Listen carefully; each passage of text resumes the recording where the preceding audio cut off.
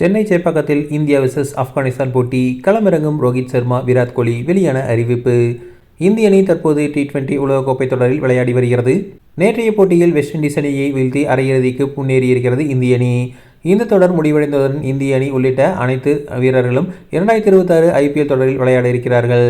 IPL தொடர் March மாதம் இறுதியில் தொடங்கி மே மாதம் முதல் வாரம் அல்லது இரண்டாம் வாரத்தில் முடியும் என எதிர்பார்க்கப்படுகிறது.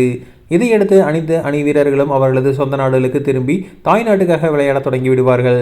அந்த நிலையில் இந்தியா மற்றும் ஆப்கானிஸ்தான் அணிகளுக்கு இடையான நடக்க இருக்கும் போட்டிகள் குறித்து தற்போது அறிவிப்பு வெளியாகியுள்ளது.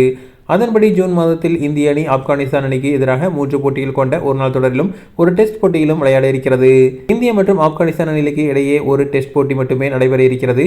இப்போட்டி ஜூன் 6ஆம் தேதி முதல் ஜூன் 10ஆம் தேதி வரை நடைபெறும் என 5 நாட்கள் நடைபெறுகிறது. நியூ சண்டிகரில் நடக்கும் இந்த போட்டி காலை 9:30 மணி அளவில் தொடங்குகிறது. அடுத்ததாக ஒருநாள் போட்டி ஜூன் 14ஆம் தேதி முதல் ஒருநாள் போட்டி நடைபெறுகிறது.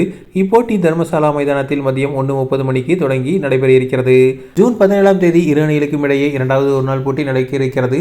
இந்த போட்டி லக்னோவில் மதியம் 1:30 மணிக்கு தொடங்கி நடைபெற இருக்கிறது. அடுத்ததாக ஜூன் 20ஆம் தேதி இரு அணிகளுக்கும் இடையே மூன்றாவது ஒருநாள் போட்டி நடக்க இருக்கிறது. இப்போட்டி சென்னையில் மதியம் 1:30 மணிக்கு தொடங்கி நடைபெற இருக்கிறது. இந்தியா ஆப்கானிஸ்தான் இடையே நடக்க இருக்கும் இப்போட்டிகள் அட்டவணை வெளியான நிலையில் இடம்பெறும் வீரர்கள் விவரம் இன்னும் வெளியாகவில்லை. இது தொடர் நெருங்கியில் அதற்கான அறிவிப்பு வெளியாகும். மேலும் இந்த தொடரின் மூலம் மூத்த வீரர்களான ரோஹித் சர்மா மற்றும் விராட் கோலியை மீண்டும் இந்திய அணி உடையில் பார்க்க முடியும் என்பது குறிப்பிடத்தக்கது.